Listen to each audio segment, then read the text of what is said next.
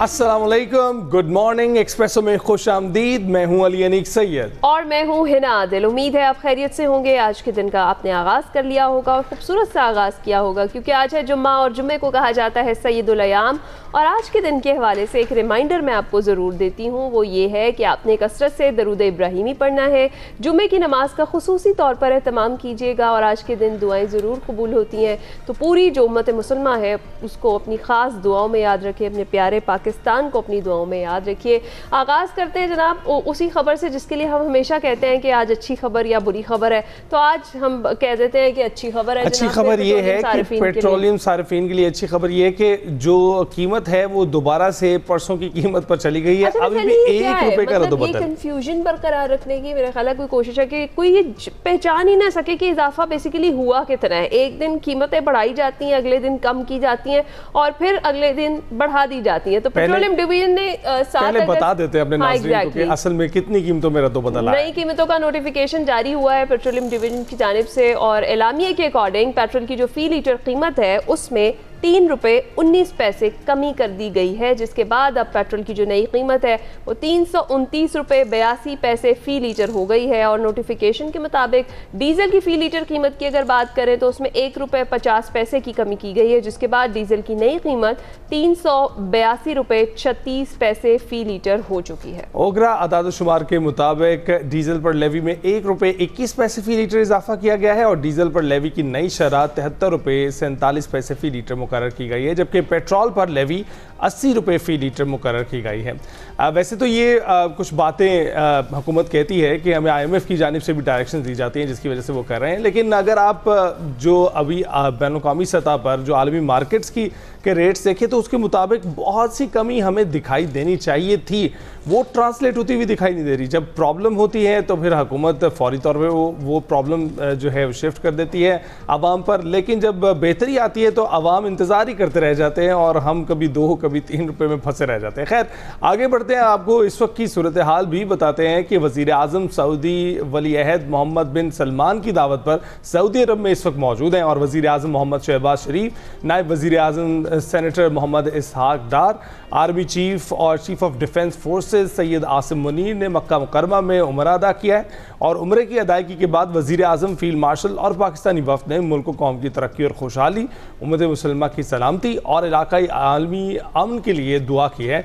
आज वज़ीर आज़म शहबाज शरीफ सऊदी वली अहद मोहम्मद बिन सलमान से मुलाकात करेंगे और खित्ते की सूरत हाल और सऊदी अरब के साथ बिरादराना ताल्लुकात और शराकत दारी मज़ीद मजबूत करने पर बात होगी। जी हाँ, उधर खबर एजेंसी रॉयटर्स के मुताबिक आज जद्दा में सऊदी अरब, पाकिस्तान और तुर्की का सरबरा इजलास हो रहा है, जिसमें तीनों ममालिक के दरमियान मुश्तरका दिफाई माहिदे पर दस्तखत किए जाएंगे, विच इज़ वेरी इंपॉर्टेंट। इस माहिदे पर काफ़ी अरसे से गौर किया जा रहा था, ताहम खित्ते में हालिया पेशरफ ने इस अमल को मज़ीद तेज़ कर दिया है। और ज़राए के मुताबिक वली अहद शहजादा मोहम्मद बिन सलमान, तुर्क सदर रजब तैयब एर्दोगान और वज़ीर आज़म शहबाज शरीफ आज अहम मुलाकात करेंगे। उधर अमरीकी सदर ट्रंप की अगर बात करें तो उनका अब कहना है कि ईरान को इसी मकसद के लिए तबाह किया गया ताकि वो कभी भी जौहरी हथियार हासिल ही ना कर सके।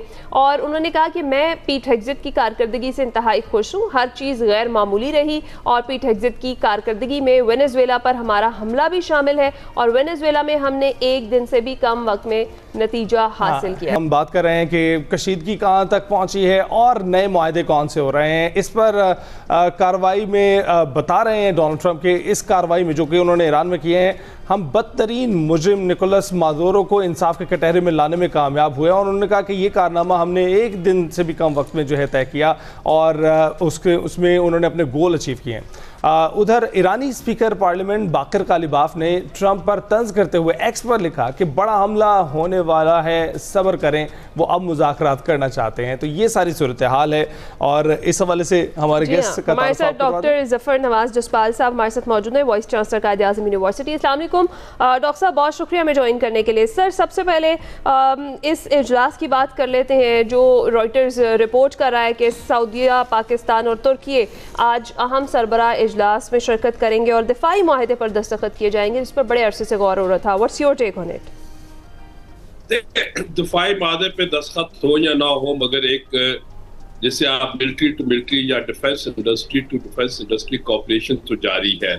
तुर्की से सऊदी अरेबिया मिलिट्री वेपन्स आप खरीदने पे आमादा है, तुर्किया उनको बेचेगा। हमारे साथ सऊदीया का डिफेंस एग्रीमेंट है, हमारे साथ भी तुर्किया का एक military to military cooperation without any defence काफी अंडरस्टैंडिंग है। अगर इस ट्रायंगल को देखें तो इस ट्रायंगल में एक जो बहुत बड़ा इंपॉर्टेंट है वो रेड सी के अंदर जो ट्रेड डिस्टर्ब हो रही है और स्ट्रेट ऑफ हॉर्मुज के अंदर भी हो रही है।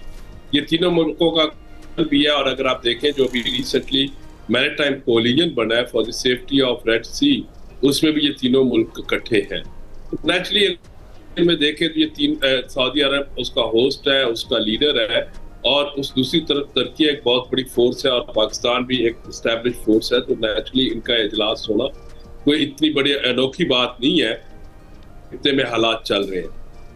रॉयटर्स ने कहा है कि ये पॉसिबिलिटी है कि कोई डिफेंस एग्रीमेंट साइन करते हैं। अब देखना यह है कि वो उसकी नेचर पैक्ट वाली होगी या ट्रीटी वाली होगी या सिर्फ मेयर एग्रीमेंट होगा। अगर वो डिफेंस एग्रीमेंट हो जाता है तो फिर ये एक बहुत बड़ी शिफ्ट होगी रीजनल सिक्योरिटी आर्किटेक्चर में। हमें वेट करना है, देखना है, मगर ये बात दुरुस्त है कि तीनों ममालिक में एक कंसेंसस है कि मिलके हमने अपने इंटरेस्ट को प्रोटेक्ट करना है। बिल्कुल ठीक कह रहे हैं डॉक्टर सफ़र। हम देख रहे हैं तीनों ममालिक में पाकिस्तान जौहरी ताकत रखता है, जो तुर्की है वो पैदावारी ताकत रखता है, और जो सऊदी अरब है उसके पास मईशत की ताकत है।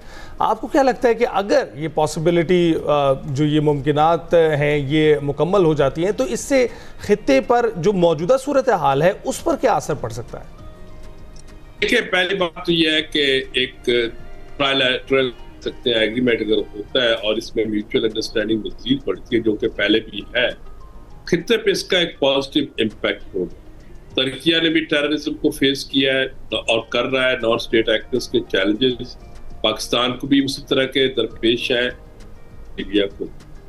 और फिर तीन कंट्रीज में प्रॉक्सीज का बहुत रोल है, और इस को अगर ये तीनों मिलकर करेंगे तो उसमें जो आपने कहा है कि के पास मिलिट्री इंडस्ट्रियल कैपेबिलिटी बहुत है, वो पाकिस्तान के पास भी काफी हद तक अब बेहतर है। जेएफ थंडर और वॉर फैक्ट्री के जो स्मॉल आर्म्स है वो हर जगह पे अट्रैक्टिव है। सऊदी अरेबिया आपने दुरुस्त फरमाया कि उसके पास काफी इकोनॉमिक पोटेंशियल है। तो ये अगर तीनों चीजें मिलेंगी तो खित्ते के लिए तो एक बेहतर ही आएगी, क्योंकि इनका फोकस ये नहीं है कि किसी एक स्टेट के आगे खड़ा होना है या करना है। इनका पहला तो फोकस ये है कि अगर आप देखें इन कोलिजन्स में कि हमने नॉन स्टेट एक्टर्स इधर उधर से स्पॉन्सर हो रही है उनको रोकना है। दूसरा ये है कि जो लाइन्स ऑफ द सी है, safety of the sea land जिसको हम कहते हैं, उसको प्रोटेक्ट करना है, वो करेंगे। तीसरा ऑफ कोर्स टेक्नोलॉजी ट्रांसफर जो है वो जरूर होगी, मगर जब आप टेक्नोलॉजी ट्रांसफर का कहते हैं तो ये मैं नॉन कन्वेंशनल वेपन्स टेक्नोलॉजी की बात, टेक्नोलॉजी की नहीं। राइट अच्छा डॉक्टर साहब, जिस तरीके से ये तो हमने गुफ्तगू की, अब सदर ट्रंप की मज़ीद स्टेटमेंट सामने आ रही हैं, और जिस तरह से हम देखते हैं कि वो हमेशा अपनी स्टेटमेंट कोई देते हैं उसके बाद उससे यू टर्न भी ले लेते हैं। फ़िलहाल उनकी जो स्टेटमेंट है वो उस पर कायम है कि ईरान के साथ डील के वो करीब हैं, वो ये बार बार बता रहे हैं। बरक्स इसके ईरान जो है वो ये कहता है कि अगर अटैक किया गया तो फिर हम उसका सख्त जवाब देंगे। क्या लगता है आपको, पावर पोजीशन किसकी स्ट्रॉन्ग है इस वक्त, और कितना ज़्यादा ज़रूरी हो गया है इन दोनों ममालिक के लिए कि अब वापस जो इस्लामाबाद MOU है जिस पर दस्तखत ऑलरेडी हो चुके हैं उस पर बैठकर बात की जाए? देखिए, अगर हम 28 फरवरी से लेके आज तक की सिचुएशन को क्रिटिकली एग्जामिन करें तो हमें नजर आता है अमेरिका के पास मिलिट्री पावर तो बहुत है, सोफिस्टिकेटेड पावर भी है, और ईरान के पास उस तरह की सोफिस्टिकेशन नहीं है, मगर एसिमेट्रिकल वॉरफेयर के लिए जो आपको वेपन्स चाहिए होते हैं और जो आपको स्ट्रेटजी चाहिए होती है, ईरान में नजर आ रहा है कि काफी महारत रखता है। मगर एसिमेट्रिकल वॉरफेयर में ईरान जो है वो डिफेंसिव तो वॉर लड़ सकता है और वो लड़ भी रहा है, एट द कॉस्ट ऑफ शहादतें भी हो रही हैं, और अमेरिका ऑफेंसिव में। मगर एसिमेट्रिकल वॉरफेयर जो इन दोनों के दरमियान चल रही है उसमें हमें ये नजर आ रहा है with the passage of time America को की प्रेस्टीज, अमेरिका के मिलिट्री इक्विपमेंट, अमेरिका का सारा कुछ वो जो है दाव पे लगा हुआ है। अगर एक ड्रोन जो कि सर्टेन $1,000 का है या उससे कम का उसको होता है, और उधर से अगर पेट्रोल जो $1 मिलियन का फायर होता है तो ये जो बहुत कॉस्ट अमेरिका पे कर रहा है।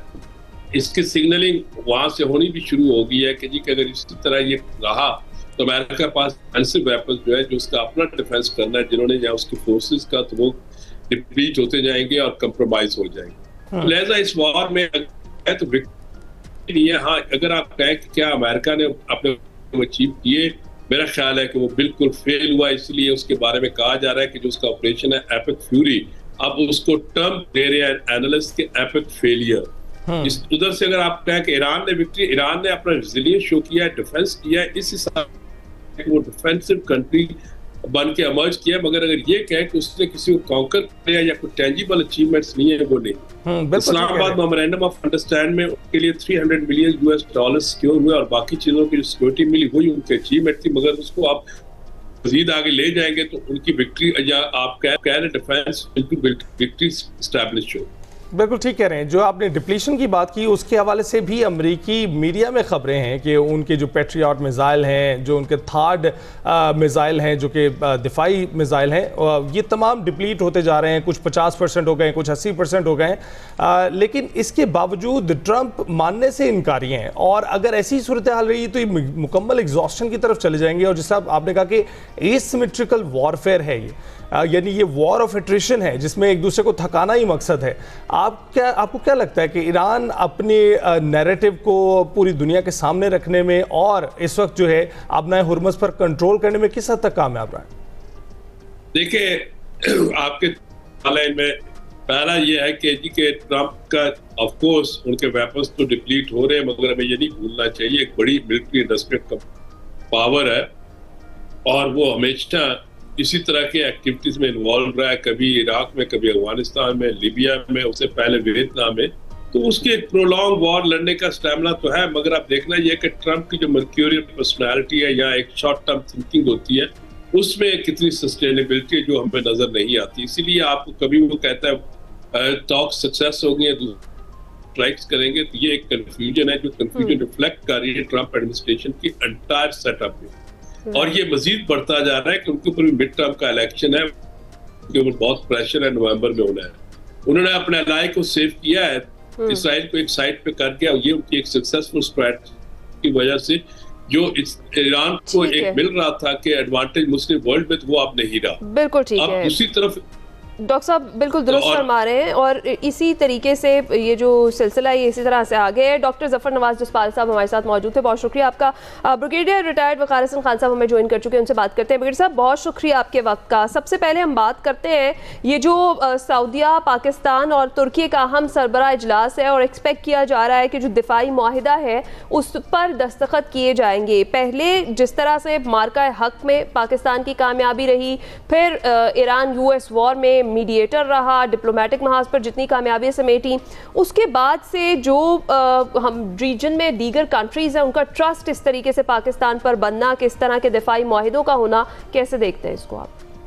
जी बिस्मिल्लाहिर्रहमानिर्रहीम। आई थिंक जैसा आपने पॉइंट आउट किया है कि इसका स्टार्ट तो जो है वो मार्का हक से ही हुआ, और जब भारत के दांत खट्टे किए गए तो दुनिया ने देखा कि एक मिडिल लेवल की पावर किस तरीके से एक बड़ी पावर को टेक ऑन करती है, और इस जिम्मेदारी के साथ जो है दे कैन मैनेज इट। सो 2025 अलग फजल से हमारी आप कह लें मिलिट्री प्रोग्रेस का साल था, और 2026 जिस आपने मेंशन किया एक डिप्लोमेटिक सक्सेस का साल है।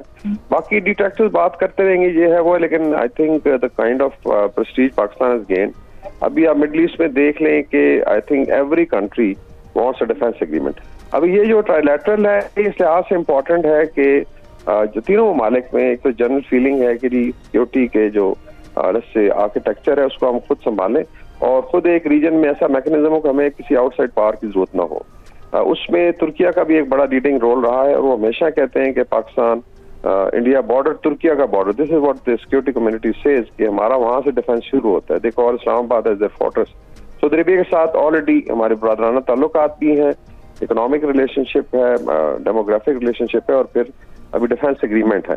तो ये एक बहुत बड़ी कन्वर्जेंस है। और एक आई थिंक दो इसमें बड़ी रीजन है। एक तो जब कतर पे हमला किया इसराइल ने, और फिर सऊदी अगर आप देखें लैंड पे भी अटैक्स हुए जो let's say American were not able to handle it, तो उसमें फिर महसूस किया गया कि अभी इन चीज़ों को आगे बढ़ाया जाए। तुर्की को काफ़ी थ्रेट्स हैं, पाकिस्तान के तो आपने देखा दुश्मनों की एक लाइन है, मशरिक में भी, मगरिब में भी। तो आई थिंक इस लिहाज से एक म्यूचुअली कन्वर्जेंस हुई है और इंशाल्लाह ताला आप देखेंगे मजीद अक़वाम भी इसमें आएंगी, मजीद नेशन में। मेरे ख्याल में पूरा मिडल ईस्ट अभी लाइंड अप है ताकि स्टेबिलिटी आए। और अभी स्टेप की भी बात हो रही है, जैसे सऊदी अरेबिया, तुर्की, इजिप्ट, पाकिस्तान, 4 ममालिक अगर आप देखें डेमोग्राफिक 44 करोड़ की आबादी। So this can become a huge block, not against anybody, लेकिन अपने इंतफाक के लिए और डेवलपमेंट के लिए। और इसमें फिर डेफिनेटली जो ममालिक अपनी अपनी कंट्रीब्यूशन कर सकते हैं। बिल्कुल ठीक। अच्छा ब्रिगेडियर साहब, ये बताइएगा कि इस ट्रिकी सिचुएशन में जिसमें इस वक्त पूरा एक खित्ता मशरिक़ वस्ता उसकी लपेट में है, उसमें ऐसी सूरत हाल में हमने देखा कि पहले भी हमने मुआहदा किया, यकीनन पाकिस्तान के लिए तो ये खुशखबरी है, पाकिस्तान के लिए बेहतर बात है, लेकिन इससे पहले हमने देखा था 9 सितंबर 2025 को जब इसराइल ने कतर पर हमला किया था, तो ये मुआहदा उसके बाद हुआ था कि ये जो जारहियत है इसराइल की बढ़ती चली जा रही है और उसकी वजह से दीगर ममालिक उसकी जद में कहीं ना आ जाए। लेकिन उसके बाद फिर हमने देखा कि फरवरी में 2026 में जो है ईरान और इसराइल ने मुश्तरका ये हमला किया ईरान पर और ये सिचुएशन पैदा हुई। तो अब जो सूरत हाल है, इस सूरत हाल में जो दीगर मुआहदे हैं उसमें नेशनल इंटरेस्ट को किस तरह से जो है आप महलूज़ खातिर रख पाएंगे, जबकि आपके खित्ते एक दूसरे से अलग भी बहुत बहुत दूर हैं इस सैफरीकी मुआहदे में? जिसमें देखें ये तो कन्वर्जेंस है, इंटरेस्ट की भी है और आई थिंक नेशनल लेवल पे, लीडरशिप लेवल पे भी है। अभी आ जाते हैं कि जो देखें हो क्या रहा है। अभी आपको पता होगा कि Bab al Mandeb is threatened, then basically इसके अंदर अभी हुतीज का कल भी एक अटैक हुआ है। तो जो प्रॉक्सी वॉर है आई थिंक इसको रुकना भी चाहिए। डेफिनेटली वी वुड लाइक कि पाकिस्तान ने आई थिंक जितना रोल प्ले किया है कि इसको बैलेंस किया जाए, अमन आए और ईरान के साथ पाकिस्तान खड़ा है। लेकिन अगर प्रॉक्सीज हमला करते हैं लेट्स से हमारे दोस्त ममालिक पे, तो they have to be deterred. तो आई थिंक एक तो ये डिटरेंस क्रिएट होगी टू एवरीबॉडी, चाहे वो इजराइल हो चाहे प्रॉक्सीज हो। और मेरे ख्याल में खुत्ते को देखें नॉर्मैलिटी की तरफ कब तक आप इस जंग को खींचेंगे। ठीक है, आप मतलब 3 चोक पॉइंट्स हैं अगर आप देखें, इसमें स्ट्रेट ऑफ हॉर्मुज़ है, फिर बाब अल मंदब है और सुएज कैनाल है। और अगर ये होते हैं तो सबसे ज्यादा नुकसान इस्लामिक वर्ल्ड का है। आपकी अपनी हालत देख लें कि Bab al Mandeb is the only I think entry point जहां से भी एनर्जी सप्लाईज आ रही है। तो आपका अपना इंटरेस्ट भी है। बाकी larger message is to rest of the world. देखिए इसमें अभी म्यूचुअल बेनिफिट देखें सिर्फ पाकिस्तान के, तुर्किया आ गया और इसमें I just take a while के 3 चीजें काउंट होनी, पाकिस्तान की nuclear military power, Saudi Arabia का फाइनेंशियल प्रोग्रेस और टर्की की डिप्लोमेसी और मिलिट्री टेक्नोलॉजी। और ये इनसेल्फ अगर आप मिलते हैं तो ये आप कह लें एक मिनी सुपर पावर है ये रीजन। अभी आप आ जाए what message goes to India, आप अपना इंटरेस्ट भी देखें ना कि भारत को क्या जाएगा कि क्या कल हाथ लगाएगा आपको। इस तरह अफगानिस्तान में जो ख्वारिज बैठे हैं उनके लिए बहुत बड़ा मैसेज है कि आपको फिर जगह नहीं मिलेगी। Same is true for rest of the region. तो मेरे ख्याल में और हम दुआ करेंगे कि ईरान भी इस मैकेनिज्म में आए एंड वी वर्क टुगेदर और मिलके जो है रीजन को संभालने भी, कनेक्टिविटी हो और आगे बढ़े। बिल्कुल ठीक, बहुत शुक्रिया। ब्रिगेडियर रिटायर्ड वकार हसन खान साहब हमारे साथ मौजूद थे। अभी हम ब्रेक पर जाएंगे।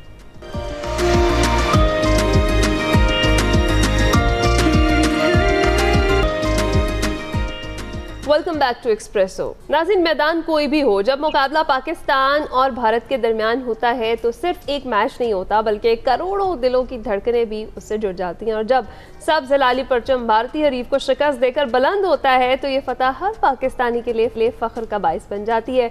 पाकिस्तान के नौजवान ताइक्वांडो स्टार एहसानुल्लाह महसूद ने थाईलैंड इंटरनेशनल ताइक्वांडो चैंपियनशिप में शानदार कारकर्दगी का मुजाहरा करते हुए पहले काज़ाकिस्तान के मजबूत हरीफ को शिकस्त दी और फिर सेमीफाइनल में भारतीय खिलाड़ी को मात देकर पाकिस्तान का परचम सर बुलंद किया और फाइनल में श्रीलंका के हरीफ को शिकस्त देकर गोल्ड मेडल अपने नाम कर लिया। ये सिर्फ एक खिलाड़ी की कामयाबी नहीं है बल्कि पाकिस्तान की मेहनत, अज़्म और सलाहियतों का आलमी सतह पर एतराफ़ है।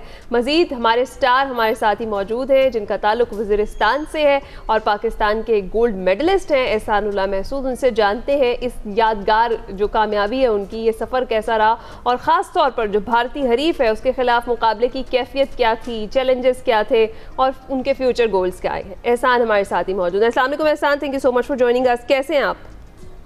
अल्हम्दुलिल्लाह मैं ठीक हूँ, आप कैसी हो? ठीक हो? बिल्कुल ठीक ठाक। एहसान, ये जो थाईलैंड इंटरनेशनल ताइक्वांडो चैंपियनशिप है कितना बड़ा और अहम इवेंट है और इस मुकाबले की तैयारी आपने कितने वक्त में की? सर तकरीबन जो है 35 ममालिक खेलते थे, कई ममालिक कई मुल्कों से प्लेयर आए थे इस ख्वाहिश पे कि हम जो है यहाँ से गोल्ड मेडल जीत कर अपने मुल्क ले जाए। इसमें इंडिया भी शामिल था, इसराइल भी शामिल था और भी काफी मुल्क लेकिन अल्हम्दुलिल्लाह अल्लाह का जितना शुक्र अदा करो क्योंकि इतना कम है। और जो मेरी मेहनत थी और मेरे हिदायत ने जो है मेरे साथ जो गया था उसने मोटिवेट किया था। अल्हम्दुलिल्लाह गोल्ड मेडल की कामयाबी अल्लाह पाक ने मुझे दिया और उसको भी दिया। आपको बहुत बहुत मुबारक हो, पूरे पाकिस्तान का सर फख्र से बुलंद कर दिया आपने। हमें बताएं कि ओवरऑल एक्सपीरियंस आपका कैसा रहा, जिस तरह से पहले कजाकिस्तान और फिर भारत और फिर श्रीलंका के जो प्लेयर्स हैं उनको आपने हराया, कितना टफ कंपटीशन रहा? सबसे ज़्यादा चैलेंजिंग जो कंपटीशन था वो कौन सा था? यकीन करो प्रेशर तो बहुत ज़्यादा था क्योंकि मैं सोशल अपने वजीरिस्तानी अपने पश्तूनों के लिए वीडियो भी बनाता हूं तो उनको भी अपडेट देता था कि आज मेरा मैच है, मेरे लिए दुआएं करो। तो मेरे वजीरिस्तानी मेरे लिए बार बार दुआएं करते थे कि अल्लाह करे कि ये मैच जीत जाए। तो मैंने जब कजाकिस्तान से जीत लिया है, हिदायतुल्लाह ने कहा है कि एहसान के खिलाड़ी को शिकस्त दिया है, प्लीज अब आपने इंडिया से नहीं हारना, ये फाइट हर हाल में आपने लाजमी जीतना है। तो फिर मैंने उसको बोल दिया कि इंशाल्लाह तो मैं हार गया, ये मुमकिन ही नहीं है कि मैं पाकिस्तान चला जा सकूं क्योंकि जाहिर सी बात है लोग मुझे बहुत गुस्सा करेंगे ना। लेकिन अल्हम्दुलिल्लाह मैंने जितना मेरे अंदर जोर था मैंने उससे डबल जोर लगाया और इंडिया को शिकस्त दिया। फिर तीसरा फाइट जो है फाइनल, इंडिया को सेमीफाइनल में शिकस्त दे दिया। फाइनल फाइट जब मेरा श्रीलंका के साथ था तो 2 राउंड होते, जो 2 राउंड जीत जाते हैं वो विनर होता है। श्रीलंका से पहले राउंड मैंने जीत लिया है, दूसरा राउंड जब हुआ पहले राउंड 2 पॉइंट उसके थे, तकरीबन 12 पॉइंट मेरे जीत लिया। फिर दूसरा राउंड उसने मुझसे जीत लिया है, फिर आखिरी फाइनल वाला होता है। फिर जब वो मैंने जीत लिया है बहुत जश्न भी उधर मनाया और खुशी से मेरा उसकी वीडियोस हमने देखी हैं और जितनी खुशी आपको हो रही है यकीन माने हमें भी उतनी खुशी हो रही थी। अच्छा, ये श्रीलंका के साथ फाइनल की आपने बात की, उसमें एक मुश्किल मरहले के हवाले से बताया। आपका सेमीफाइनल में जो भारत से मुकाबला हुआ था उसमें कोई मुश्किल मरहला था? उसमें क्या सर जी, इंडिया के साथ जो मुकाबला था उसमें कोई मुश्किल मरहला था? इंडिया वाले के साथ में सिर्फ ये था प्रेशर ज्यादा था क्योंकि इंडिया के लोग जो है बहुत ज्यादा आए थे, उनके साथ प्रॉपर टीम आई थी, डॉक्टर्स थे, सोशल मीडिया की टीम थी।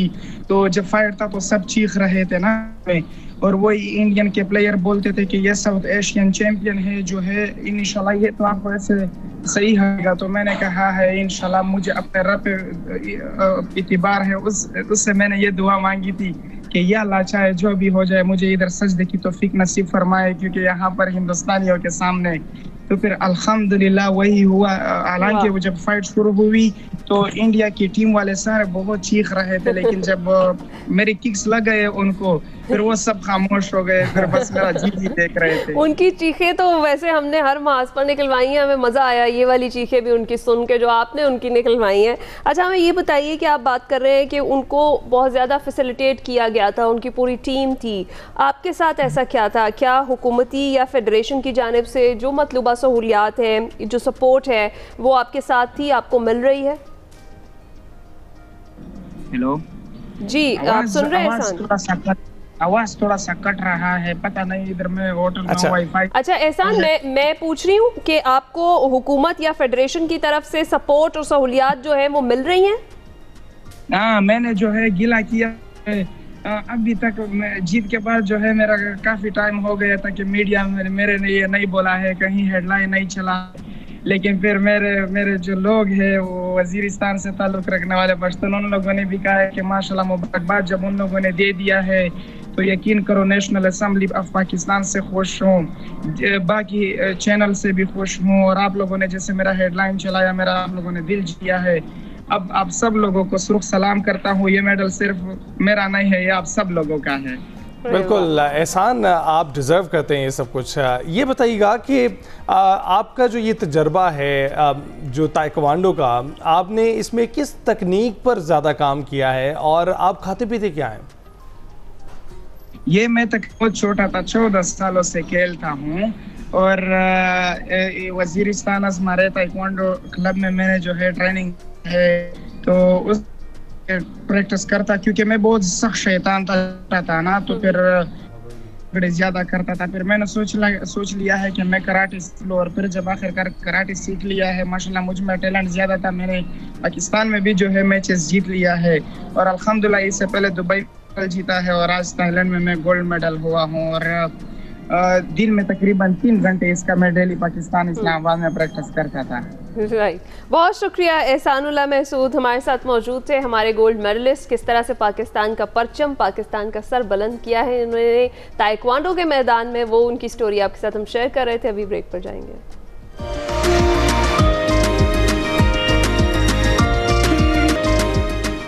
शो के दूसरे हिस्से में खुशामदीद। बहुत सी बातें अभी भी करनी है, एक खास मुलाकात भी आपसे करवानी है, लेकिन उसके बारे में आगे चलकर आपको बताएंगे। अभी शामिल करेंगे हमारा सेगमेंट एक्सप्रेसो अचीवर और देखते हैं कि आज कौन सी सक्सेस स्टोरी हमसे शेयर की जा रही है।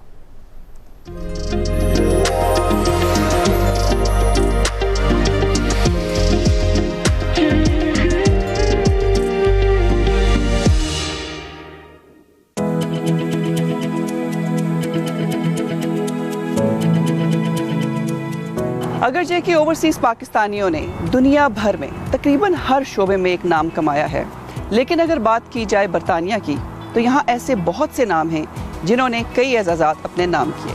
आज मैं आपकी मुलाकात करवाने जा रही हूँ एक ऐसी शख्सियत से जो पेंडल के कम उम्र तरीन मेयर बने, बल्कि सिर्फ यही नहीं, दोबारा मेयर बनकर एक नया रिकॉर्ड कायम किया। तो आइए मिलते हैं मेयर ऑफ पेंडल नदीम अहमद से।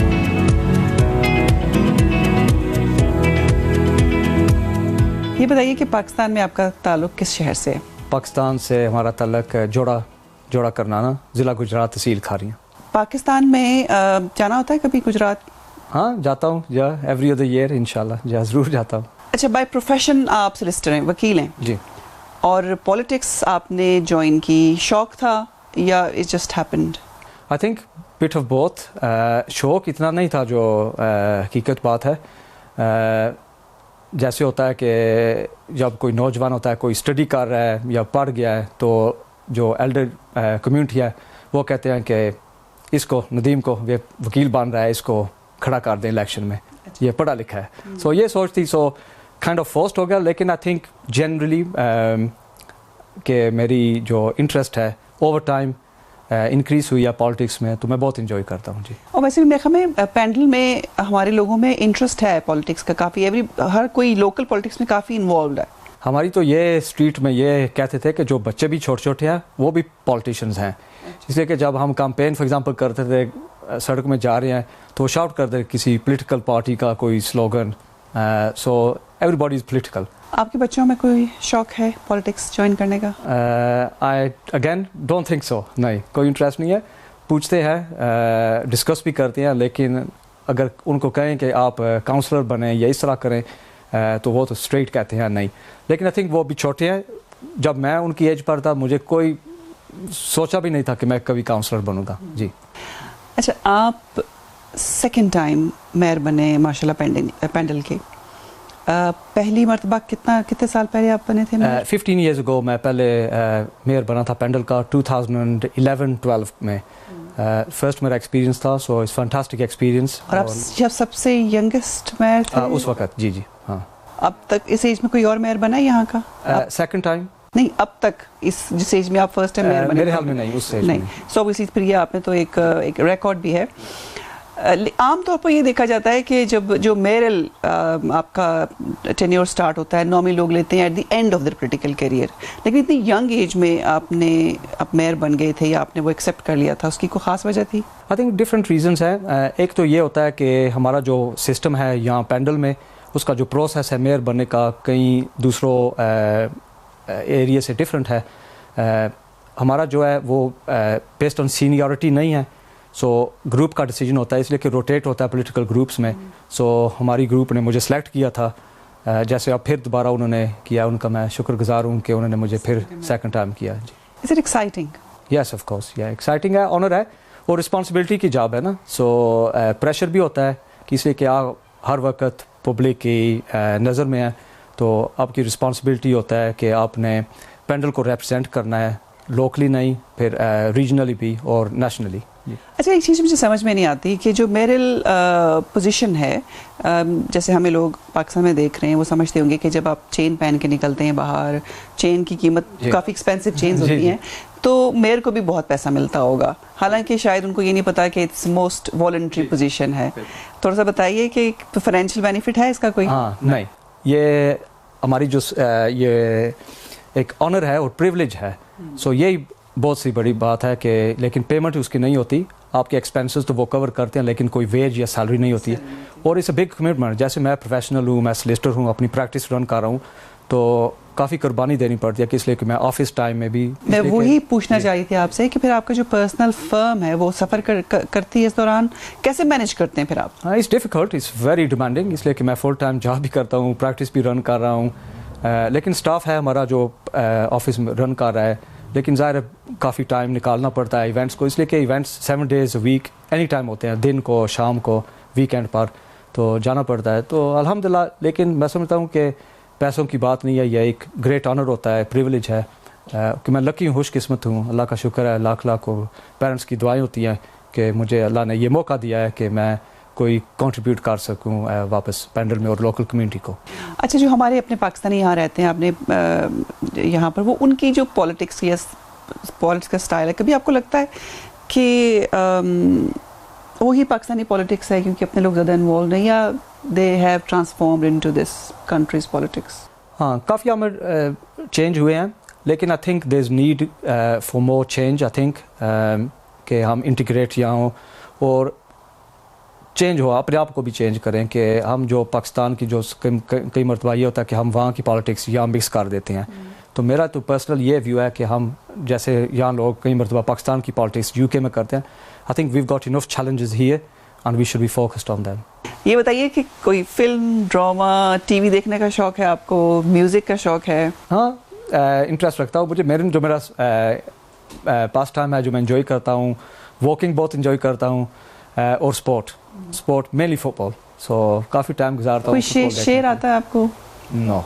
तो कैसे पॉलिटिशियन है आपके? आप पॉलिटिशियन और आपको शेर नहीं आता? हमारे तो यहाँ यूके की पॉलिटिक्स, यूके के पॉलिटिक्स है ना ये। लेकिन वो भी शेर और शायरी करते हैं, इसलिए मैंने कहा कि उर्दू की और अल्लामा इकबाल के ऐसे शेर पढ़ते हैं। Anyway, तो मेरे ख्याल में टाइम हो गया आपकी एक्टिविटीज़ का, तो अब देखते हैं आप आज कहाँ पर मसरूफ़ है और क्या करने वाले हैं। जी ठीक है, जज़ाकल्लाह, thank you very much. So busy दिन है आज, सो देखेंगे 2 इंगेजमेंट्स हैं, एक नेल्सन में है जो फेस्टिवल ऑफ कल्चर है हमारा पेंडल का, और एक फुटबॉल टूर्नामेंट है, so let's enjoy, let's go.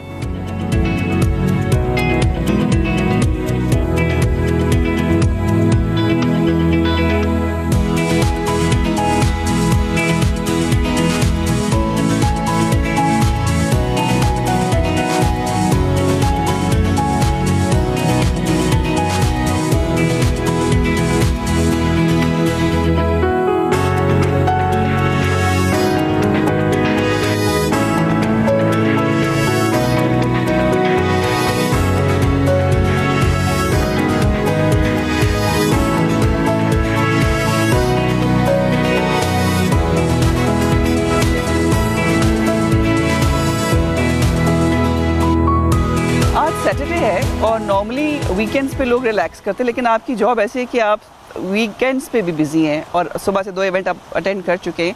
कितनी इम्पोर्टेंस है इन इवेंट्स की? जो मेयर की ड्यूटीज़ होती हैं वो तो 7 दिन ही होती हैं, कोई वीकेंड ऑफ नहीं होता। सो जहाँ जहाँ भी इनविटेशन आती हैं हमको जाना पड़ता है। आज सैटरडे का दिन है, सो आज मेरा दूसरा इवेंट है। जो फर्स्ट इवेंट था वो नेल्सन टाउन सेंटर में था, वो एक हमारा एनुअल इवेंट होता है, 8th एनिवर्सरी थी हेरिटेज, हम अपना कल्चर सेलिब्रेट करते हैं, पेंडल फेस्टिवल ऑफ कल्चर उसका फुल नेम है। तो वहाँ मैंने ऑफिशियल ओपनिंग की थी सुबह को, तो वहाँ फिर काफ़ी एंटरटेनमेंट आज है, फूड स्टॉल्स हैं, लोग एंजॉय कर रहे हैं, बच्चों की राइड्स वगैरह हैं, खाना है। सो वहाँ ओपनिंग कर यह दूसरा हमारा इवेंट है जो हम अटेंड किया है, फुटबॉल कंपटीशन था। सो ये फुटबॉल कंपटीशन का मकसद ये था, ये हमारी एक लोकल चैरिटी है पेंडल साइड हॉस्पिस, वो बहुत अच्छा काम कर रहे हैं हमारी कम्युनिटी में, पूरे पेंडल में। और ये one of my chosen charities भी है, जो मैं मेयर हूँ, हम चैरिटीज़ भी चूज़ करते हैं जिनके लिए हमने साल में फंड रेजिंग करनी है जी।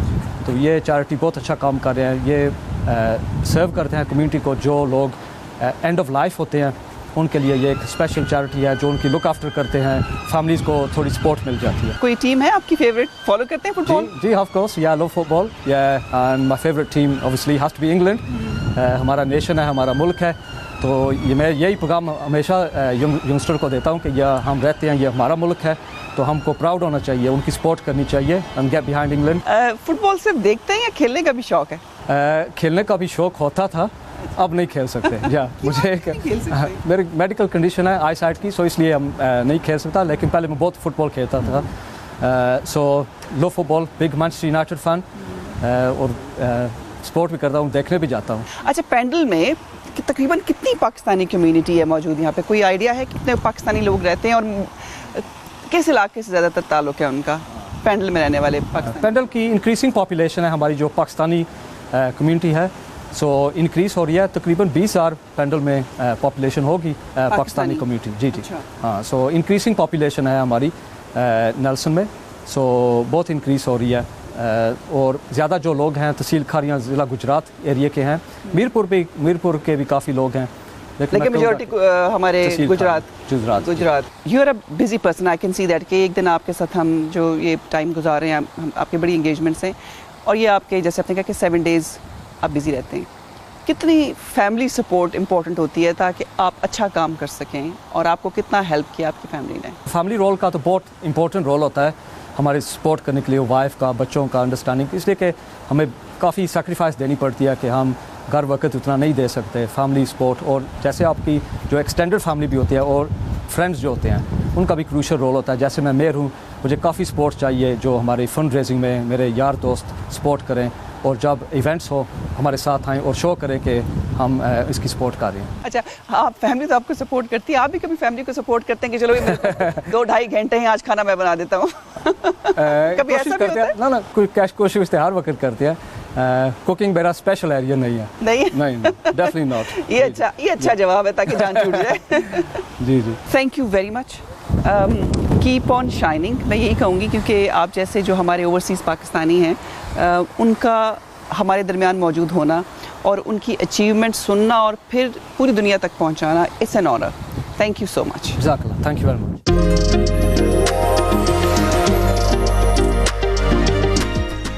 वेलकम बैक टू एक्सप्रेसो जी। एक बार फिर से बात करते हैं मीर रज़ा अली कत्ल केस के हवाले से। गुलिस्तान जौहर कराची में ताजर मीर रज़ा के कत्ल केस में एक नया मोड़ आया है। मकतूल मीर रज़ा के वालिद ने नए बोर्ड को मानने से इनकार कर दिया है, और जो वालिद हैं उनके वो ये कह रहे हैं कि नए बोर्ड के तहत कब्र कुशाई से उन्होंने मना कर दिया है, इनकार कर दिया है, और उन्होंने कहा है कि जो पुराना बोर्ड है उसके तहत ही कब्र कुशाई की जाए। इस पर वो इसरार कर रहे हैं और बहुत सारे सवालात भी उठा रहे हैं। फ़रहान एक बार फिर से हमारे साथ मौजूद है। Farhan, thank you so much for joining us once again. बताइएगा कि जिस तरह से जो सवालात उठाए गए हैं मीर हुसैन की जानिब से, उन्होंने खुसूसी गुफ्तगू भी की एक्सप्रेस न्यूज़ से, और उनके जो सवालात हैं वो कितने इंपॉर्टेंट है कि किसी और को बचाने की शायद कोशिश की जा रही है इस केस के अंदर। मज़ीद क्या अपडेट्स है अभी तक की? जी बिल्कुल हिना, इस वक्त जो है वो हम तारिक रोड कब्रिस्तान के बिल्कुल बाहर मौजूद हैं। ताजिर मीर रज़ा अली जिनकी जो वो यहाँ पे तदफीन की गई थी, उसी हवाले से कल जो वो अदालत ने एक अहम फैसला सुनाया था कि उनकी कब्र कुशाई के हवाले से सेक्रेटरी हेल्थ और पुलिस सर्जन को जो वो अहकाम दिए गए थे कि वो नई कमेटी जो वो तश्कील दें, जिसमें जो वो डॉक्टर्स और तमाम तर लोग जो वो मौजूद हो, और कल सुबह 9 बजे यानी कि आज सुबह 9 बजे जो वो कब्र कुशाई जो वो होनी थी। लेकिन हमने देखा कि जब ये नोटिफिकेशन निकला तो उसके बाद उनके वालिदैन सब जो वो पूरे इत्मीनान थे। उनका ये कहना था कि अब जो वो कमेटी तश्कील दी गई है उसमें जो डॉक्टर्स हैं, जो लोग हैं, उनको शामिल किया गया। 8 रुकनी पर मबनी जो वो ये कमेटी तश्कील दी गई थी। तमाम तर लोग जो वो बिल्कुल इत्मीनान था, उनको एतमाद था कि अब जो वो कल कब्र कुशाई की जाएगी। और यही कल भी बयान दिया गया था पुलिस सर्जन डॉक्टर सुमैया की जानिब से कि जो सैंपल्स रह गए थे और जो पोस्टमार्टम के अंदर नेग्लिजेंस हुई थी, उस हवाले से जो वो कब्र कुशाई के अंदर वो तमाम तर जावियों को जो वो मुकम्मल किया जाएगा। उनके जो सैंपल्स हैं ज़रूरी वो लिए जाएंगे और उसके बाद दोबारा जो वो ताजिर की जो वो तदफीन कर दी जाएगी। लेकिन हमने रात में देखा कि रात के आधे पहर में दोबारा जो वो डायरेक्टर जनरल हेल्थ इन हैदराबाद की जानिब से जो वो एक नोटिफिकेशन निकाला गया और उसमें नई जो वो 5 कमेटी तश्कील दी गई और उसमें साफ वाजे लिखा गया कि पुरानी कमेटी को जो वो रद्द करके एक नई कमेटी जो वो तश्कील दी जा रही है, जिसके बाद जो पुरानी कमेटी है वो अब जो वो कब्र कुशाई नहीं कर सकेगी। ये डायरेक्टर जनरल हेल्थ इनके नोटिफिकेशन में साफ वाजे तौर पर लिखा हुआ था, जिसके बाद उनके वालिदैन, उनके वकील, सबकी जानिब वक्त जो वो बार बार ये चीज़ देखने में आई कि उन्होंने भरपूर तरीके से रात से जिस वक्त से नोटिफिकेशन मिल गया है उस वक्त से जो वो एतराज़ात का जो वो सिलसिला जारी है और उनका ये तहफ़्फ़ुज़ात का भी इज़हार कर रहे हैं कि जो नई कमेटी बनाई गई थी उस पर जो हमें इत्मीनान था। अब रात के आधे पहर में जो वो क्यों कमेटी जो वो तब्दील की गई, नए लोग क्यों लाए गए और वो डॉक्टर्स को शामिल किया गया जो कि कराची से उनका ताल्लुक भी नहीं है, जामशोरों से वो डॉक्टर जो वो ताल्लुक रखते हैं, लेकिन वो डॉक्टर्स को जो वो क्यों अब जो वो इसमें शामिल किया जा रहा है। उनका ये भी कहना है कि किसी को बचाने की जो वो कोशिश की जा रही है, केस को जो वो हल करने के बजाय मजीद जो वो उलझाया जा रहा है। सामने आ रहा है हमारे कि केस में कब्र कुशाई के लिए अब जो है उसके हवाले से कहा जा रहा है कि बोर्ड को उसी बोर्ड को रखा जाए, इसरार किया जा रहा है और इस अमल को रोक भी दिया गया है, लेकिन तफ्तीश कहां पर खड़ी है? हाँ जी बिल्कुल, तफ्तीश के हवाले से बात करें तो इस वक्त जो हम मुकाम के ऊपर मौजूद हैं जो कि कब्रिस्तान के बिल्कुल बाहर, मेरे पीछे आप टेंट भी देखेंगे, इस टेंट के अंदर दोनों ही जो वो बोर्ड की टीमें यहाँ पहुँच चुकी है। कल जो बोर्ड की टीम तश्कील दी गई थी वो भी तमाम मेंबर यहाँ पे जो वो पहुँच चुके हैं, जबकि जो रात में जो वो डायरेक्टर जनरल हेल्थ सिंध की जानिब से जो वो कमेटी तश्कील की थी उनके भी जो वो 3 मेंबर्स यहाँ पे पहुँच चुके हैं। उनके 2 मेंबर जो वो अब तक नहीं पहुँचे हैं, लेकिन जो कल कमेटी तश्कील दी गई थी उसके जो वो तमाम के तमाम मेंबर्स यहाँ पर पहुँच चुके हैं, लेकिन अभी भी जो वो अंदर कश्मकश का शिकार हैं। फैसला जो वो अभी तक नहीं हो रहा है। 9 बजे का वक्त था, इस वक्त तकरीबन 10:30 से ऊपर का टाइम हो चुका है, 1.5 घंटे जो वो ताख़ीर हो चुकी है, लेकिन अभी तक ये फैसला नहीं हुआ है कि कब्र कुशाई जो वो की जाएगी, क्योंकि वालिदैन और जो वकील हैं वो इसी बात पर जो वो कायम है कि उनके जो पुरानी कमेटी तश्कील दी गई थी उसी को जो वो लाया जाए, तभी जो वो हम कब्र कुशाई करने की इजाज़त देंगे। ताहम जो उनकी दूसरी जो टीम आई है वो अपनी जो वो यहाँ पर बैठी हुई है, मजिस्ट्रेट भी यहाँ पर मौजूद है, उनको तहरीरी तौर पर जो वो उन्होंने जमा भी करा दिया है कि हमें जो वो शदीद तहफ़्फ़ुज़ात का इज़हार है, हम उस कमेटी को बिल्कुल भी नहीं मानेंगे जो रात के अंधेरे में जो वो बनाई गई है, किसी को जो वो बचाने की कोशिश की जा रही है। ताहम उनकी जानिब से एक और मुतालबा ये रखा गया कि अगर दोनों कमेटियों को मर्ज करके तीसरी नई कमेटी बनाई गई तो हमें वो भी कबूल नहीं होगी। हमें सिर्फ और सिर्फ वो पहली वाली कमेटी जिसमें 8 रुकनी मेंबर जो वो शामिल थे, कराची के जो डॉक्टर्स थे, JSMU, डाओ मेडिकल और दीगर जो डॉक्टर्स थे, उन्हीं पर मबनी पहली कमेटी के लोग यहाँ पे आ गए हैं। हमें उन्हीं से जो कब्र कुशाई मौक़िफ़ जो है मीर हुसैन ने अपनाया है, जो उनके वालिद हैं, वो ये कह रहे हैं कि जो पोस्टमार्टम है वो आज ही हो सकता है, वरना उसके बाद फिर बॉडी ख़राब हो जाएगी, पोस्टमार्टम के लिए काबिल नहीं रहेगी। तो अभी आपको क्या लगता है कितनी देर में डिसाइड हो जाएगा कि पुरानी वाली टीम ही जो तफ्तीशी टीम है वही पोस्टमार्टम कर रही है या फिर जो नई टीम तश्कील दी गई है? क्योंकि जो ख़त लिखा गया है उसमें क्लियरली ये बात की गई है कि वो इससे सेटिस्फाइड नहीं है, और अगर वो सेटिस्फाइड नहीं है तो डेफिनेटली कमेटी जो है या जो पूरा जो अब तश्कील दिया गया है उसे चेंज कर दिया जाएगा।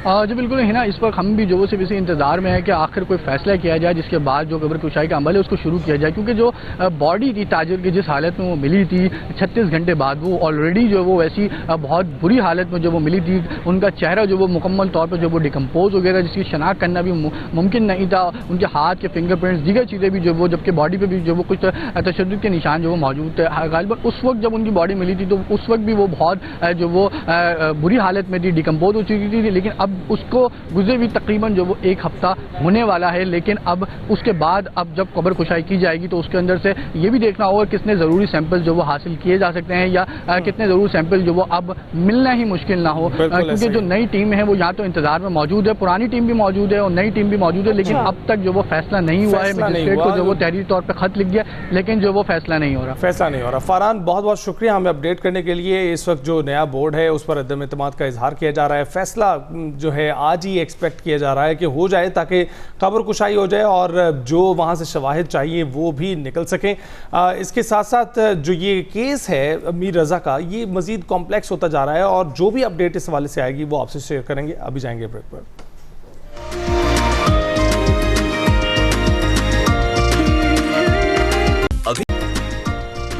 Welcome back. एक्सप्रेस फैमिली में एक बहुत ही वंडरफुल एडिशन हुआ है जिसके मुतालिक आपको बताना है, और ये आप देख सकेंगे 10 अगस्त से मंडे टू थर्सडे 7 बजे। और इस शो का नाम रन डाउन रखा गया है, लेकिन किसके साथ आप ये किसकी मेज़बानी में शो देख सकेंगे वो आप टीज़र देखकर डिसाइड करें।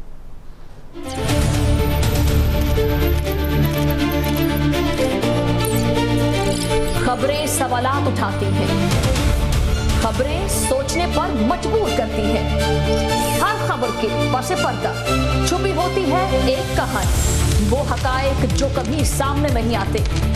खबर की रफ्तार से आगे हम पहुंचेंगे खबर की तह तक। दिन भर की बड़ी खबरें और सच्चाई जानने की जुस्तजू। रन डाउन विद शुमाइला नियाज सिर्फ एक्सप्रेस न्यूज पर।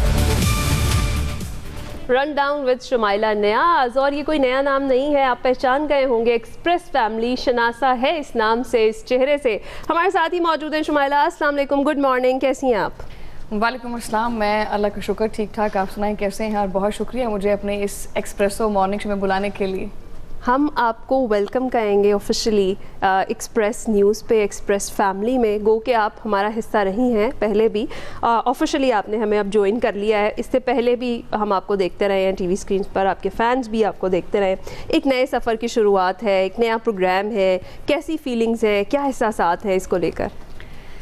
देखिए है ना, बहुत शुक्रिया। एक तो मुझे दिली तौर पर बड़ी खुशी है कि मैं एक्सप्रेस मीडिया ग्रुप को जो है वो ज्वाइन कर ली हूँ। और मैं ये समझती हूँ कि एक्सप्रेस न्यूज़ जो है वो सिर्फ़ और सिर्फ एक चैनल नहीं है, बल्कि एक्सप्रेस न्यूज़ जो है वो एक नर्सरी है, एक इंस्टीट्यूट है। और माजी में भी आपने देखा है कि बहुत सारे ऐसे लोग जो कि एक आम फ़र्द की तरह जिन्होंने एक्सप्रेस न्यूज़ को ज्वाइन किया और आज आपके सामने वो बड़े बड़े मीडिया चैनल्स में काम कर रहे हैं, ब्रांड्स बन के काम कर रहे हैं। तो एक्सप्रेस न्यूज़ ने हमेशा रिस्क भी लिया है और उन लोगों की सलाहियतों को पहचान के उनको मौका भी दिया। No doubt. तो मैंने ऑब्वियसली हर इंसान अपनी लाइफ में स्ट्रगल करता है। मैंने उर्दू जो है वो मेन स्ट्रीम मीडिया में भी काम किया है। मेरी वजह शोहरत चूँकि पंजाबी चैनल रहा है, पंजाबी ज़ुबान जो है वो मेरी वजह शोहरत बनी। लेकिन मेरी हमेशा से ख्वाहिश थी और मैं हमेशा से एक्सप्रेस न्यूज़ को एक लीडिंग ग्रुप के तौर पे देखती थी और दिली तौर पर ख्वाहिश थी कि मैं इंशाल्लाह जो है वो एक्सप्रेस न्यूज़ को ज्वाइन करूं। आज अल्लाह ताला ने मुझे वो मौका दिया है कि मैं इसका पार्ट बन रही हूं।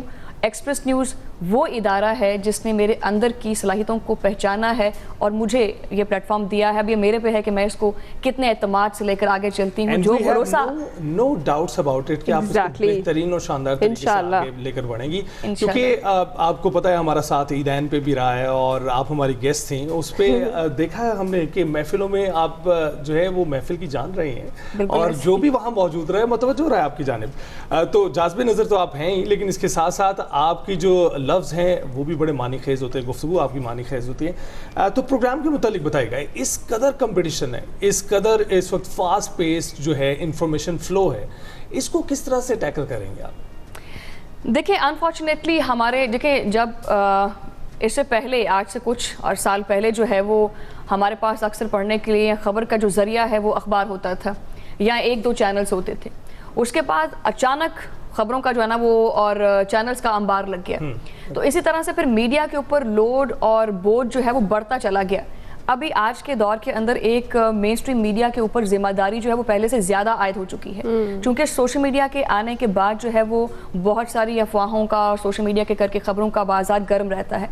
तो आज के दौर में मीडिया के ऊपर पहले से ज़्यादा जिम्मेदारी इसलिए भी है क्योंकि मीडिया ने खबर की खबरियत को बयान करना है और उसके असल हकाइक को सामने रखना है ताकि आवाम तक जो है वो खबर उसी फॉर्म में पहुँचे जिस फॉर्म से वो आई है। अच्छा, तो डू यू थिंक कि आजकल ख़ास तौर पर एंकर्स जो हैं वो इस जिम्मेदारी को निभा पा रहे हैं बखूबी, जिसका आप जिक्र कर रही हैं, जो मीडिया की जिम्मेदारी, और डेफिनेटली वो चैनल के साथ जो एंकर उसको रिप्रेजेंट कर रहा है उसकी भी रिस्पॉन्सिबिलिटी है। और दूसरा ये कि रन डाउन विद शुमाइला नियाज में क्या डिफरेंट होगा ऐसा जो अभी तक हमने नहीं देखा है या एक्सपीरियंस नहीं किया है? आप क्या अलग लेकर आ रही हैं? देखिए हिना, सबसे पहले तो मैं आपके दूसरे सवाल की जानिब आऊँगी कि रन डाउन में ऐसा क्या है, तो इसका सस्पेंस जो है वो मैं अभी तो ख़त्म नहीं करना चाहती और ये चीज़ तो आप और एक्सप्रेस न्यूज़ के जो नाजरीन हैं वो बताएंगे कि इसमें ऐसा क्या खास है, ठीक है। लेकिन हाँ, अलबत्ता मैं ये चीज़ पूरे यकीन से कह सकती हूँ कि आपको रन डाउन विद शुमाइला नियाज के अंदर जो है वो असल हकाइक, खबर की असलियत और पहला सवाल इसमें जोड़ूंगी मैं कि जिस तरह से आपने कहा कि आजकल के जो एंकर्स हैं, मैंने सोशल मीडिया की बात की कि पहले जब तज्जिया करते थे तो हर चैनल के ऊपर अलग एंकर अलग तज्जिया कर रहा है, तो वो कंपटीशन भी उन्हीं के बीच होता था। अनफॉर्चुनेटली मतलब माज़रत के साथ हमारे मीडिया के अंदर बहुत सारे ऐसे बड़े बड़े नाम हैं, ऐसे एंकर्स हैं जिनका तज्जिया जो है वो किसी ना किसी सियासी नजरिए की तरफ नजर आता टिल्टेड है। तो एक एंकर को जो है वो कभी भी किसी सियासी नजरिए की बुनियाद के ऊपर अपना तज्जिया नहीं पेश करना चाहिए। अल्लाह ताला ने आपको जो सलाहियत दी है, दिमागी तौर पर आपको जो विजडम दिया है, आप उस खबर की खबरियत को मद्देनजर रखते हुए उसके ऊपर अपना एनालिसिस पेश करें, जिससे आवाम के बीच में इंतशार भी नहीं हो और वो सच और झूठ के अंदर एक वाज़ेह फर्क जो है वो कर सके। जो आर्टिकल 19 है उसके मुताबिक आपको जो है एक जिम्मेदारी के तहत ये चीजें शेयर करनी चाहिए। बिल्कुल ठीक है। और देखिए इसके अंदर जिम्मेदारी, हम अक्सर कहते हैं कि जी जिम्मेदारी जो है वो आवाम के ऊपर है, कि आवाम जो है वो खबर, ऐसा नहीं है। आवाम जो है ना वो कोई ट्रेंड नहीं होती इस मामले के अंदर। हाँ, हम इखलाकी तौर पर आवाम को तनबीह ज़रूर कर सकते हैं कि प्लीज़ आप ज़रा फ़र्क करें, लेकिन इसकी इखलाकी जिम्मेदारी हमारी है। अब चूँकि एंकर्स जो हैं वो एक दूसरे का तज्जिया पहले पेश करते थे, किसी को जवाब देना, अब अलग अलग सोर्सेज से आपको खबर मिल रही है। अलग अलग जो एंकर है वो अलग अलग सियासी नज़रिए को जो है ना वो पोर्ट्रे कर रहा है। सो उससे रिलेटेड पहले आवाम के पास इजहार करने का जो है ना वो मीडियम नहीं था, अब सोशल मीडिया आ गया है। अब हर बंदा अपनी पसंद के एंकर का तज्जिया सुनेगा, अपनी पसंद की पार्टी का तज्जिया सुनेगा और उसके ऊपर अपना एनालिसिस दे देगा। जब मैं being an anchor run down with Shumaila Niaz के अंदर, आपको मैं बिल्कुल भी ऐसा नजर नहीं आएगा कि मैं बायस्ड हूँ। मेरा तज्जिया अवामी होगा, खबर की खबरियत के बारे में होगा और सच्चाई के मामले में होगा, ताकि आवाम को सिर्फ खबर पहुंच सके, अवामी मुफाद में होगा। अवामी मुफाद में बिल्कुल ठीक कह रही हैं। अच्छा, जो अभी आपने ये नाम सिलेक्ट किया रन डाउन, इसको जरा बताएं कैसे सिलेक्ट किया, किस प्रोसेस से गुजरे? तो हम तो रन डाउन हर शो से पहले, हर एक प्रोग्राम से पहले एक रन डाउन बनाया जाता है। आप रन डाउन प्रेजेंट करने वाली हैं, आपके शो का नाम ही रन डाउन है। वैसे हिना ने वाज़ेह कर दिया है रन डाउन, चूँकि जो लोग आप जिस फील्ड से हैं आपको तो पता है कि रन डाउन बेसिकली होता क्या है, और जो लोग न्यूज़ से रिलेटेड हैं उनको पता है कि रन डाउन क्या होता है। आम पब्लिक के लिए रन डाउन जो है वो बेसिकली हमारे न्यूज़ रूम में उस तरतीब को कहा जाता है जिसमें ये बताया जाता है कि कौन सी खबर कहाँ पर किस जगह लगेगी, किसकी क्या अहमियत है और वो उसको कब चलाना है। तो दिन भर की जो अहम खबरें होती हैं उसकी तरतीब को बेसिकली रन डाउन कहते हैं। वैसे बड़ा आसान कर देगा देखने वाले के लिए, बहुत आसान कर देगा। दूसरा इसका सबसे अच्छा है कि ये भी एक्सप्रेस की जो इंतज़ामिया है उसकी जानिब से एक ऐसा नाम मुंतखब किया गया है जो कि हर खास आम की ज़ुबान के ऊपर जो है ना वो आसानी से आ जाएगा और याद भी रह जाएगा। बिल्कुल और रहेगा। अच्छा शुमाइला, अभी जब हम बात कर रहे थे कि प्रोग्राम जो है उसका बुनियादी मकसद क्या है आपके भी प्रोग्राम का, और वैसे भी एक एंकर की क्या, एक चैनल की क्या जिम्मेदारी होती है, मेरा ख्याल है कि एक चैनल तो जिम्मेदारी का मुजाहरा कर रहा होता है। बहुत हद तक हम फिल्टर करके इंफॉर्मेशन जो है, जो दुरुस्त इंफॉर्मेशन है वो ही आवाम तक पहुंचाते हैं। आपको लगता नहीं है कि अब जैसे सोशल मीडिया का आपने दौर कहा, हम सब मानते हैं हर एक के पास ये जो फ़ोन है, ये जो गैजेट है, ये इंफॉर्मेशन भी प्रोवाइड कर रहा है और इस पर हर शख्स एक एंकर भी है, कोई भी उठकर अपना तज्जिया दे सकता है किसी भी चीज़ पर। आपको लगता है अवाम को भी थोड़ा जिम्मेदारी का मुजाहरा करना चाहिए, बहुत सारी ऐसी हसास चीज़ें जिन पर बात करने से पहले या फिर उस हवाले से मिस इन्फॉर्मेशन या डिस इन्फॉर्मेशन फैलाने से पहले? देखो है ना, इसमें मैंने पहले ही आपको वैसे वाज़ेह कर दिया है, आवाम से हम इखलाकी तौर पर कह सकते हैं कि प्लीज़ ये नहीं करें। अभी भी असल जिम्मेदारी हमारे पर ही आयद होती है। ट्रू। ऐसे क्या आप समझती हैं, आप नहीं देखती कि हमारे मुताबिक चैनल्स के ऊपर एक ही इन्फॉर्मेशन को अलग अलग तरीके से पोर्ट्रे किया जा रहा है, अलग अलग तरीके से बताया जा रहा है। वो अलग बात है कि इतनी इज्जत अल्लाह ताला ने मीडिया की रखी हुई है कि आज भी लोग जो है वो आम पब्लिक जो है वो खबर की दुरुस्तगी के लिए किसी चैनल को देखते हैं कि नहीं नहीं ये सोशल मीडिया पर खबर चल रही है, ऐसा नहीं है, ये देखें वो एक्सप्रेस न्यूज़ ने ये खबर को ब्रेक किया है। तो ऑब्वियसली एक्सप्रेस न्यूज़ ने ये खबर को ब्रेक किया है, उस पर एतमाद क्यों? क्योंकि उनको पता है कि एक्सप्रेस न्यूज़ कभी गलत खबर नहीं देगा, वो गलत बात कभी नहीं करेगा, वो ऐसी न्यूज़ नहीं देगा जिससे इंतशार फैले या जो झूठ पर जो है ना वो मबनी हो। तो ऑब्वियसली इसमें पहली जिम्मेदारी आयद ही मीडिया पे होती है। अगर मीडिया खबर की खबरियत को बयान करेगा तो बाकी आवाम के पास उस खबर के ऊपर किसी भी किस्म की हेरफेर करने की गुंजाइश बाकी नहीं रहेगी। राइट, बिल्कुल ठीक है। बहुत बहुत शुक्रिया शुमाइला नियाज़, आपने हमें ज्वाइन किया and wish you best of luck. जो ये सूरत हाल हम देख रहे हैं कि इस मीडिया में एक ऐसा इजाफा जिसकी बहुत देर से जो है एक डिमांड मौजूद थी, और शुमाइला नियाज़ एक नए फ्लेवर के साथ, एक नए टिल्ट के साथ, एक नए जज्बे के साथ जो है हमारी टीम को ज्वाइन किए। हम बहुत बहुत मुबारकबाद पेश करते हैं और इसी के साथ हम इजाज़त चाहेंगे। आपसे मुलाकात अब पीर को होगी। अपना ख्याल रखिएगा। अल्लाह हाफ़िज़। अल्लाह हाफ़िज़।